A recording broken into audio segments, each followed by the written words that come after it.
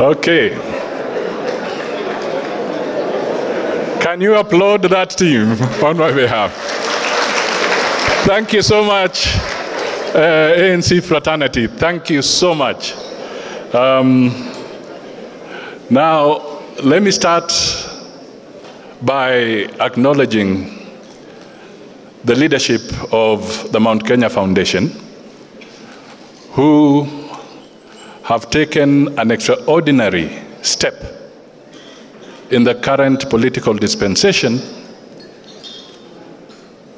to bring together Kenyans and parties for serious dialogue. Chairman Munga, Vice Chair Ibui, the directors, and all others who are associated with Mount Kenya Foundation, well done. This initiative is important because it is introducing a new way of interacting, a new way of sieving the leadership that Kenya is going to get. And finally, this process can lead to a very united nation. And I want to take this early opportunity to tell other stakeholders in this country, whether they are at the coast, whether they are in Western Kenya, whether they are in the Rift Valley, whether they are in Eastern Kenya, whether they are in Northern Kenya, let us borrow a leaf from the Mount Kenya Foundation in ensuring that there is proper dialogue without stone throwing, without jeering, but people listening to what others have to say. We want Kenyans to be persuaded by logic and not by the might of the gun or by the might of the stone. This is what we are looking for. As we move to the end of Uhuru Kenyatta's tenure, we must ask ourselves a few fundamental questions. Who can you trust? Who can you trust? And I repeat, who can you trust with the leadership of this country? Examine us. How many of us respect the rule of law? How many of us will make sure that if Munga has won his election, we shall respect the will of the people?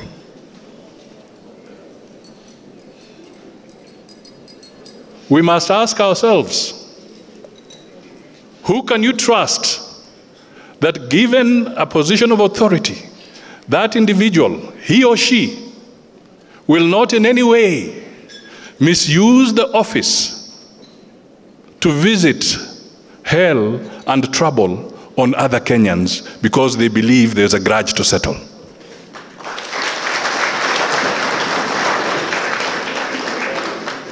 These are the questions that Kenyans want answered.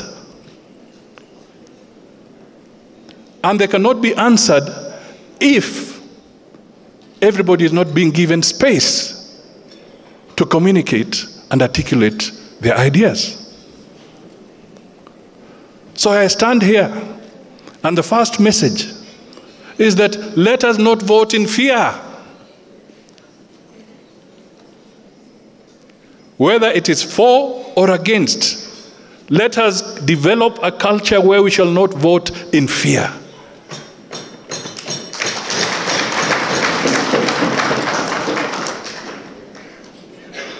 If we respect constitutionalism, if we respect the rule of law, then nobody has anything to fear. And I want to guarantee to you that the leadership you are seeing in this room does not elicit fear on anybody. And we are not here to sell fear. So we must ask ourselves, what are the real challenges facing us? What are the real challenges facing us? My colleagues have spoken to some of them. But basically, right now, as we move forward, the economy is going to be a big challenge. And I've been speaking to this severally. Do we have a huge public debt? If there's anybody here who does not believe that we have a big public debt, then I don't know where you're living. We have it. So let's work together, put good leadership, and find a solution to that public debt. If we do not, it will consume us. That is why taxes are there, and they're increasing at a higher level. Because the burden is big. Munga might now have to shed off some of his staff. Ibui may have to do the same. And indeed, COVID accelerated a lot of problems. Almost 2 million Kenyans lost their jobs. What do we do to give energy to Munga to bring back the ones he had to send home,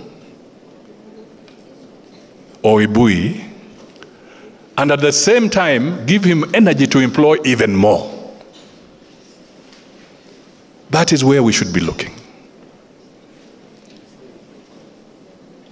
The linkage between Mount Kenya Foundation, and I want to speak to this,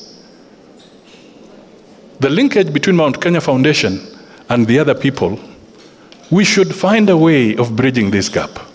Because there are almost 20 million small and medium enterprises in this country. Those are the juakalis, those are the small traders.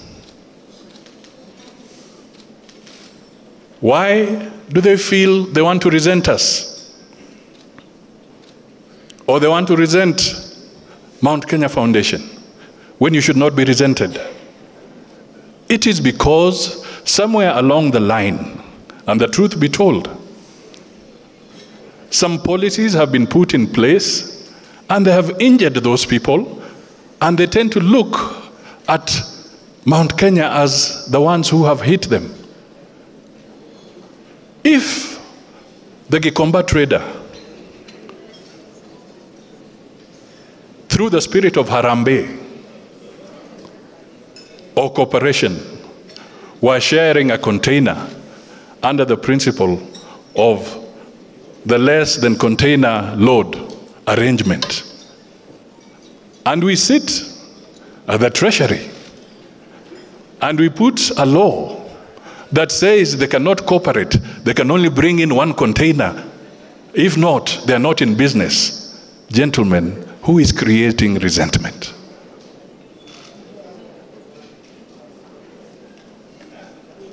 Why are we setting up some of our people against other hard-working Kenyans?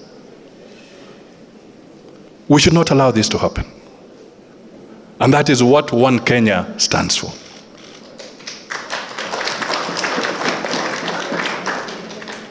We must embrace the big industrialist and also embrace the small business person.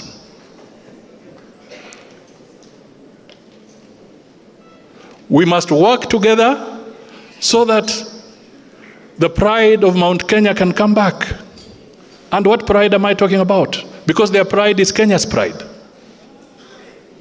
When a farmer would pay school fees for the child, son or daughter, anaenda kusoma, analipa kwa sababu amepata pesa ya kutosha kutoka maziwa, pesa za kutosha kutoka majani chai, pesa za kutosha kwa kahawa, analipa, and that farmer would be proud and say, mimi nimesomesha mtoto wangu bila bursary. Can you imagine that dignity? Mimi nimesomesha mtoto wangu bila bursary. Right now, there are legislators here, and you must ask them just one question. If you were to put a benchmark, wouldn't it be interesting to say that this year I had a queue of 100 applicants for bursary, but because the economy has improved, now I have received only 50 applicants, which means you are reducing the queue of those who are dependent. That is where we should be going.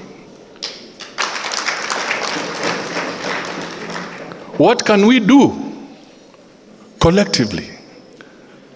Borrowing from Equity Bank and others.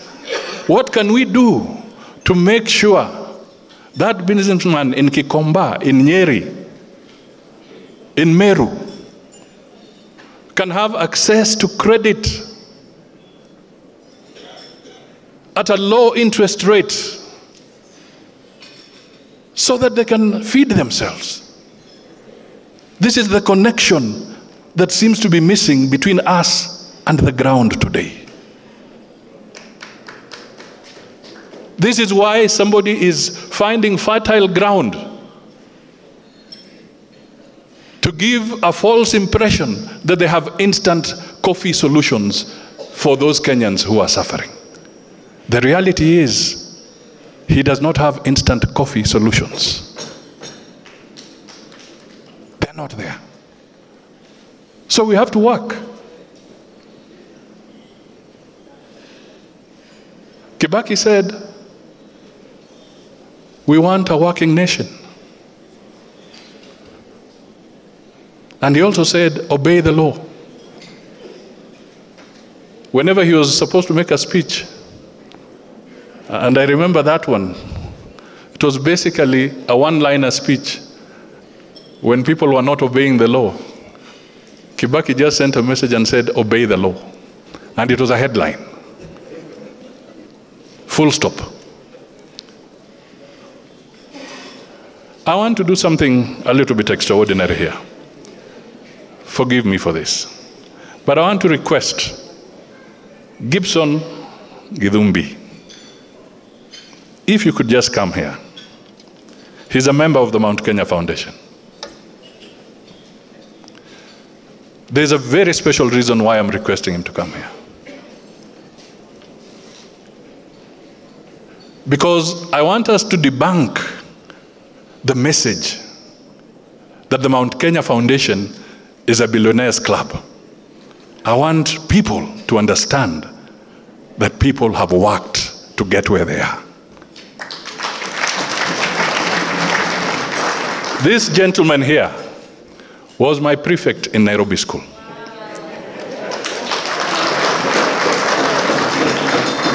I was his junior, his rebel. Others call him Mono, depending on which school you are in. But why have I brought him here? And listen to me carefully.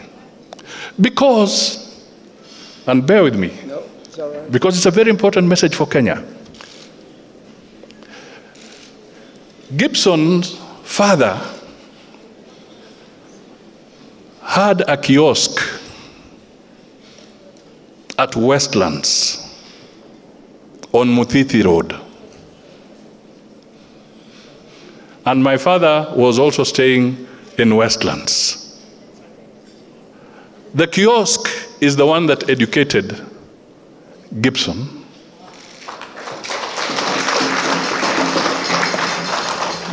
In Nairobi school, and for as long as I can remember, from that kiosk, Gibson was never sent away because his father had failed to pay school fees. Right now, Gibson is a big contractor in this country. Ongata. This is him. From a kiosk to where he is. We can work hard, we can cooperate, we can turn the tables in this country, and everybody will prosper. Thank you. What we want to achieve is not a hustling nation. We want to achieve a thriving nation.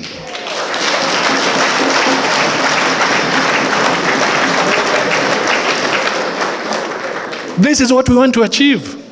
So we must change and make sure that farmers are paid promptly for their produce. Whether it is tea, whether it is coffee, whether it is milk. We must make sure that our policemen are paid adequately. Our teachers are paid adequately. We must allow business to grow, and we give them the necessary support for them to grow. This is the agenda that we should be talking about as a country. At the end of the day, the theme is peace and unity. To achieve growth, you need peace.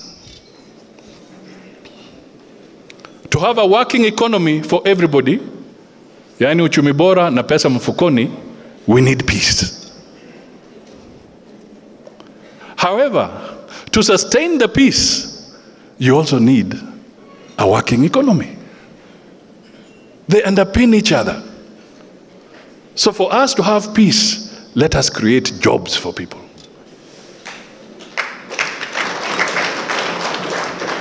For us to have peace, let the boda get the right return from his work. This is what we are going to do. Let everybody get what is rightfully theirs. I had Mugo, who we were in Laikipia with Twitter. He made a point. We want peace. I was in Baruch, in Nakuru, in a village on the hill. Actually, it's an IDP camp. Only 2 weeks ago. After the conflict, 13 years later, not everybody has gone back to their shamba.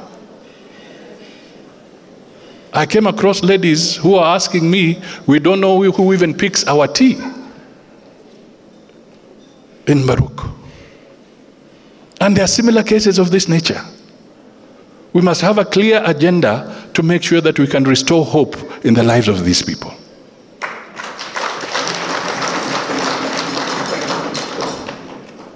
These, ladies and gentlemen, are the messages that we want to put across. Let us eliminate violence at election time. And Weta was right. It is true. Through the Kofi Annan talks, I would say that you people of Mount Kenya, you have a solid lady in Martha Karua.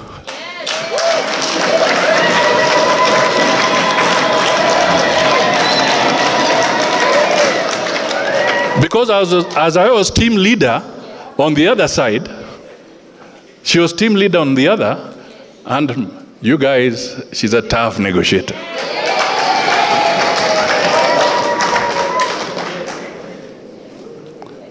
She doesn't blink. We want leaders that will not blink. We want leaders that will work with integrity. If Mount Kenya is as populous as we know it is, when it is resource allocation, let the resource allocation reflect that population.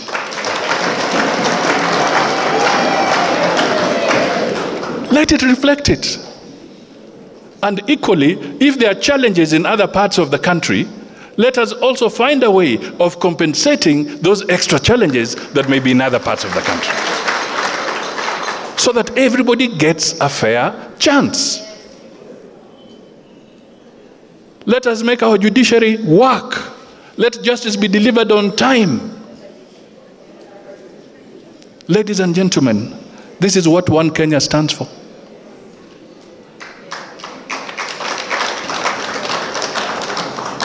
This is what we stand for. In 1982, there was the coup attempt. And some of us, at least I was one of them, we were rounded up.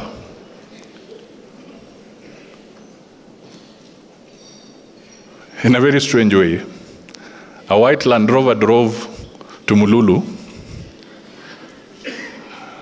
at my mother's home. And in that Land Rover, there were about 5 well-fed men, hefty ones, who came in and they told my mother, we want your son. He's actually a very good boy. This was at the university. And we'll bring him back. These guys took me away, and my mother never saw me for another 2 weeks. But I'm revisiting this because it is important that Kenyans also know that when there was that crisis, for 1 week before I found myself in Mululu, when my uncles were scared of taking me in because my father was in Mexico on duty, they were saying, just try and find your own way out. I actually went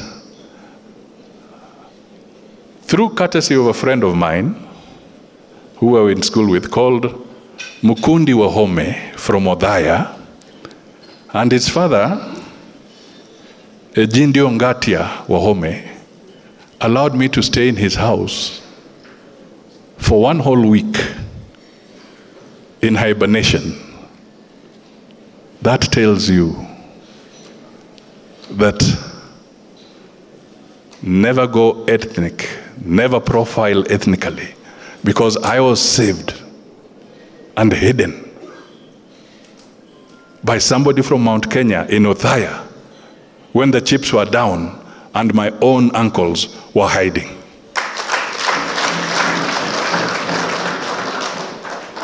The message here is that we are one people.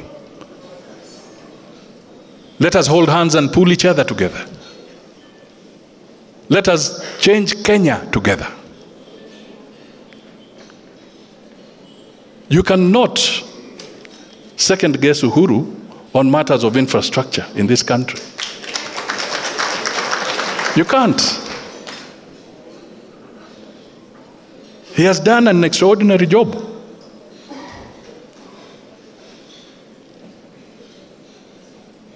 However, when I was in Meru, my Meru friends told me, when you go back to Nairobi and you have a chance to talk to Uhuru, tell him we are a little bit disturbed because the Mau Mau roads have not yet been completed on this side of Meru, but they are moving very well on the other side. And the Meru, our eastern side, also fought for our independence as Mau Mau. So basically, Rome cannot be built in a day. But here was a message that people are yearning for more development. Let us make Kenya stable so that we can also complete the Mau Mau roads on the other side of the mountain. And also roads in other parts of the country. The lady said, water is life. In fact, if I recollect, I think it was a message written by Jomo Kenyatta somewhere, that water is life. Let us also remind Kenyans that his or her vote is also life. we have reached a stage where the vote is also life. Siasa mbaya? Gideon, I know you have the rights to that one. Siasa mbaya, maisha mbaya. So let us move. My final message to the young people. I'll request, with your indulgence, that just 2 young people come here. One is called Kamau Gikuru, and the other is Mungare.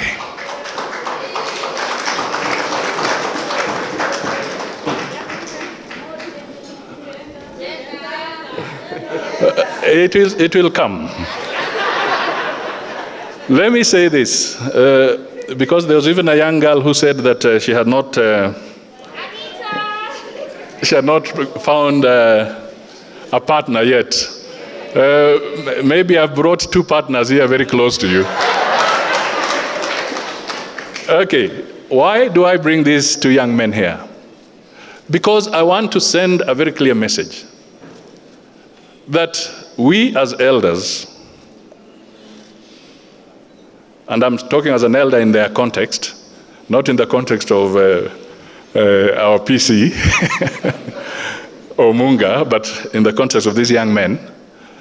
Why I am bringing them here is because our experience should not be used to suppress the youth. We should not constantly remind the youth that wewe ni kijana, wewe ni mtoto. No. Let us bring them into the fold. Gikuru here is the Secretary General of ANC party. He is from Muranga. This other gentleman, Mungare, is from Nyamira, Kisii. He is head of our ICT and digitization matters in the party. If you want to work with the youth, give them responsibility. Let us not pontificate and keep on saying, your time is tomorrow. No, their time is now. Thank you. So, in conclusion, I repeat to the Mount Kenya Foundation, when you go home, ask yourself, who can you trust? Who can you trust? When you sleep, who can you trust? If you are a businessman in Nairobi and you are a landlord, how do you feel when your houses have been occupied and you have never gotten restitution for those houses?